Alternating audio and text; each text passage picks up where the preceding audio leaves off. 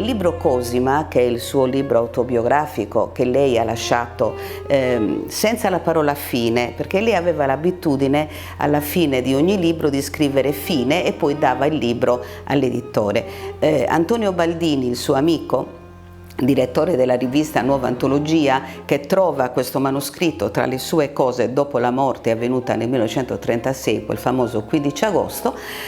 trova questo manoscritto Cosima quasi Grazia, ed è la sua autobiografia, ovviamente un'autobiografia letteraria in cui c'è molto di vero, molto appunto di letterario. Bene, in questa autobiografia Cosima racconta appunto questo suo come dire, faticoso cammino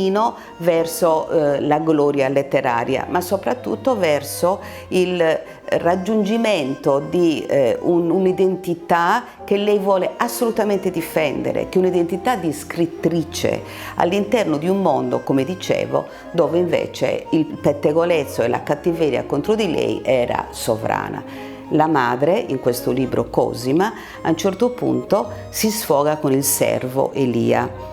E noi sappiamo che i servi, la serva e il servo non sono nel senso dispregiativo chiamati così, ma nel momento in particolare in cui vive Graziella, nella Barbagia di allora, il servo era una persona di casa e la serva ancora di più. Quindi Cosima, piccolina, ragazzina, 18-19 anni, ritorna a casa e non vista sente la madre. La madre si lamenta dicendo: ma questa figlia ne parlano tutti male, riceve uomini, lettere da gente sconosciuta, ma se continua così mi rimane zittella e le altre mie figlie con questa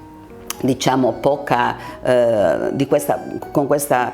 nomea poco bella su Grazia Deledda, sulla sorella maggiore, anche le piccole non mi si sposeranno.